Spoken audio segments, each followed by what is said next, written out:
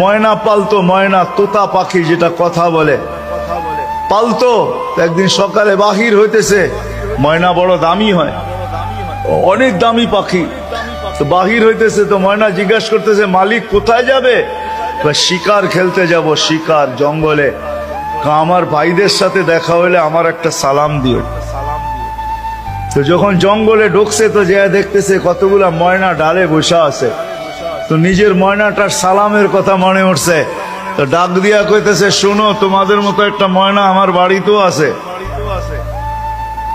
সে তোমাদেরকে সালাম দিছে। এই কথা বলতে দেরি এই ময়নাগুলা ডালের থেকে পড়া মরতে দেরি হয় না। তার মন খারাপ হয়ে গেছে যে ওর সালামে এমন কি বিষ মিশানো ছিল যে এত দামি দামি 12-13টা ময়না মরে গেল। তো শিকার না খেলেই বাড়িতে চলে আসছে। তো ময়না জিজ্ঞাসা করছে, মালিক এত তাড়াতাড়ি ফিরলে, হাতে তো কোনো শিকার দেখি না। তুই কথাই বলিস না। বলে কেন? তোর সালামে এমন কি বিষ ছিল যে তোর সাথীদেরকে সালাম দিতে দেরি, একটু মরতে দেরি হয় নাই? এই কথা বলতে দেরি, নিজেরটা মরতে দেরি হয় না, ওইটার সাথে সাথে মরে গেছে। তো খাঁচার দরজা খুইলা সামনে নিয়ে বৈশা অনেকক্ষণ কাঁদছে, না লড়েও না, চড়েও না, চক্ষুও খোলে না। আর কতক্ষণ কানবে?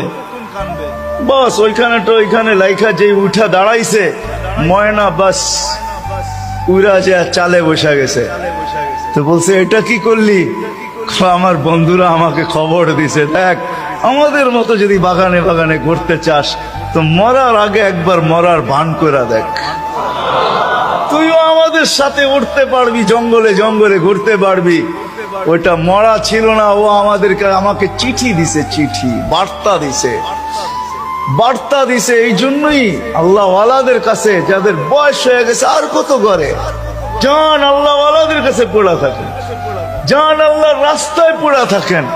মা বোনদেরকে বলবো, জান মুসল্লায় পড়া থাকেন। ভাবেন মরার আগে মরা গেলাম, তাইলে চিরদিনের মৃত্যুর থেকে বেঁচে যাবে, জান্নাত মিলবে। জান্নাত করবো তো পাক্কা ওয়াদা?